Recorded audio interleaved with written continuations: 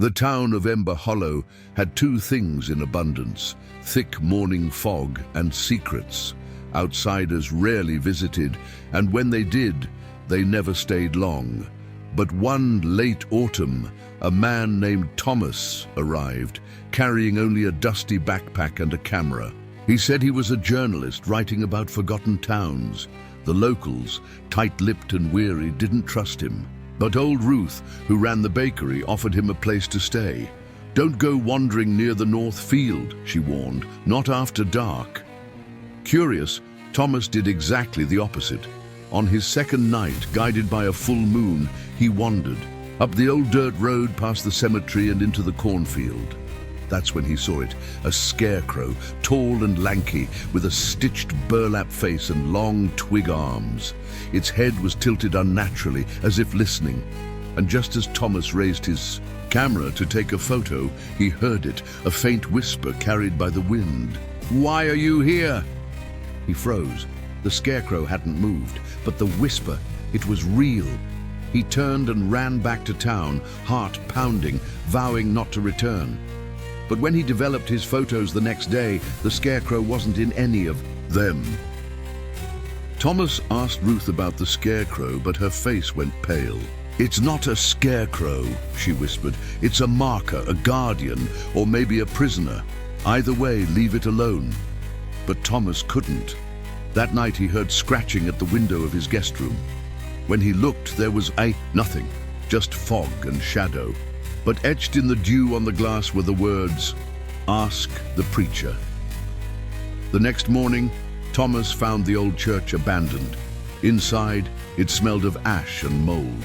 In the pulpit lay a weathered journal, pages yellowed and brittle. It belonged to Pastor Whitlow, dated over 30 years ago. The last entry read, "We tried to bind it, blood, salt, fire. But the land remembers, it always returns." On the back of the journal was a map marked with 3 X's. One of them was exactly where the scarecrow stood. Another was the well near the school. The third, Ruth's bakery. When Thomas returned, Ruth was gone. The bakery door was open, pies burnt, oven cold. And on the counter, a single corn husk lay twisted into the shape of a doll. Thomas was no longer documenting, he was surviving. The town seemed different now, like it was holding its breath. People avoided him. Windows closed as he passed. At night, he heard footsteps in the attic, whispers under the bed, laughter in static on the radio. He stopped sleeping. He decided to return to the scarecrow. Maybe burning it would break the curse. With a lantern and the preacher's map, he crossed the field under a blood-red sky. The scarecrow was there just as before, except now its head was facing him. "You've seen too much," it whispered. This time the lips moved. Thomas lit a match. The wind howled. The flame danced in his hand, but before he could throw it, he was yanked backward by nothing. The field twisted around him, rose, shifting, like a maze. And then he saw them, figures made of straw, dozens of them, walking slowly toward him through the corn. He dropped the match. Flames roared, but the scarecrow didn't burn. The fire consumed the field.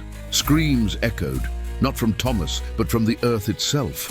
By dawn, nothing remained but ash. The townspeople said nothing. No one asked about the fire. The land was silent again. Thomas was never found. But months later, travelers passing by saw a new scarecrow in the field. This one wore a dusty coat, had a camera slung around its neck, and eyes, human eyes, stitched into its burlap face.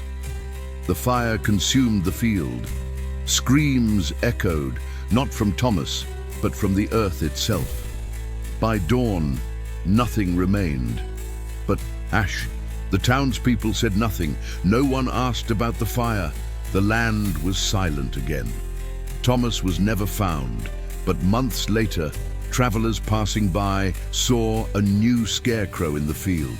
This one wore a dusty coat, had a camera slung around its neck, and eyes, human eyes, stitched into its burlap face. Back in the church, the journal had a new entry. The ink was fresh. The hollow remembers. It always takes what it's owed. And beneath it a signature appeared where none had been before.